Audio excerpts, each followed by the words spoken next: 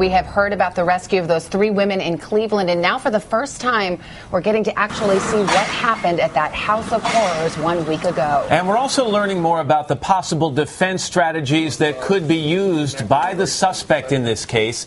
Let's get right to Today national investigative correspondent Jeff Rawson. He's in Cleveland. Jeff, good morning to you. Matt, Savannah, good morning to you. Yeah, a lot to get to this morning, including Ariel Castro sitting in his 9x9 jail cell, beginning to map out his defense strategy. We're going to get into that in just a moment, but there are some other big headlines from over the weekend to get to as well. Ariel Castro's brothers, the men who were arrested in this crime and then later cleared by police, they're speaking out for the first time. What do they have to say now about their brother? And of course, that dramatic video you mentioned, taking you inside the moment police officers rushed up this sidewalk and freed the girls from that house. In this cell phone video obtained by NBC News, officers rushed to the scene, pushing in the front door. Once inside, police say Gina DeJesus and Michelle Knight jumped into officers' arms. The bystanders who shot the video say they even saw Amanda Berry outside, in tears, holding her 6-year-old daughter. She was saying that she needed help, that they were in danger. She just kept hugging the cop and telling them, keep me protected. Police arrested Ariel Castro and his 2 brothers, Pedro and O'Neill. But the 2 brothers were later cleared. They spoke to CNN Sunday. I couldn't never think of doing anything like that. If I knew that my brother was doing this, I would not, in a minute, I would call the cops.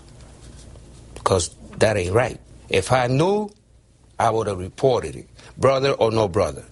Now, Ariel Castro is mounting his defense over the weekend, holding a private jailhouse meeting with his new lawyer, Craig Weintraub, a veteran defense attorney who specializes in sex crimes. But some legal experts say after Castro reportedly confessed, one of his only options may be an insanity defense. They'll have to prove that he couldn't tell the difference between right and wrong in Ohio for every day in this 10-year or longer period. It's going to be extremely difficult to establish that.